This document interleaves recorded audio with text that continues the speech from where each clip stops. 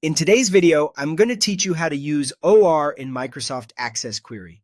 To make this clear and hands-on, we'll start by building a tiny database, add a table with a few fields, enter some sample records, and then run a basic query.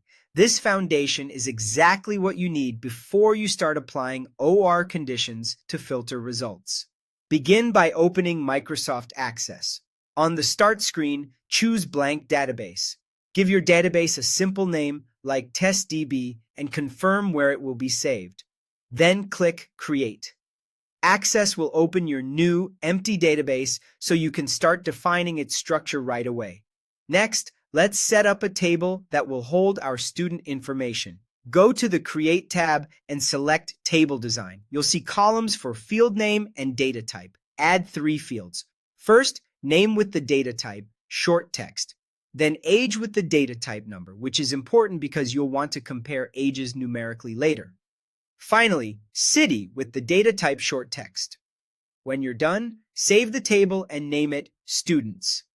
Access may prompt you to define a primary key. For this simple example, you can accept the default or skip it since we're focusing on queries.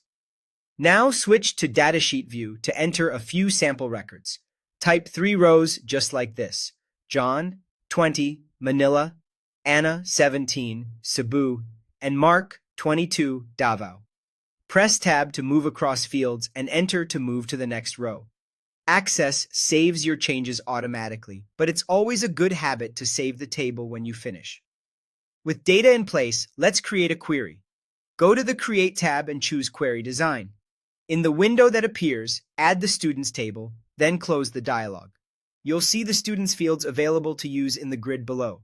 For a quick test, run the query by clicking the red exclamation point labeled Run. You should see all 3 records returned because we haven't added any filters yet.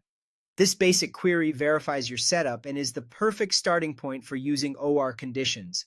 In Access, OR is used when you want results that match any one of multiple values or ranges, such as students from Cebu or Davao, or ages less than 18 or greater than 21. With your table, data, and query in place, you're ready to experiment with those criteria to broaden your results. Remember to save your work, and you're all set.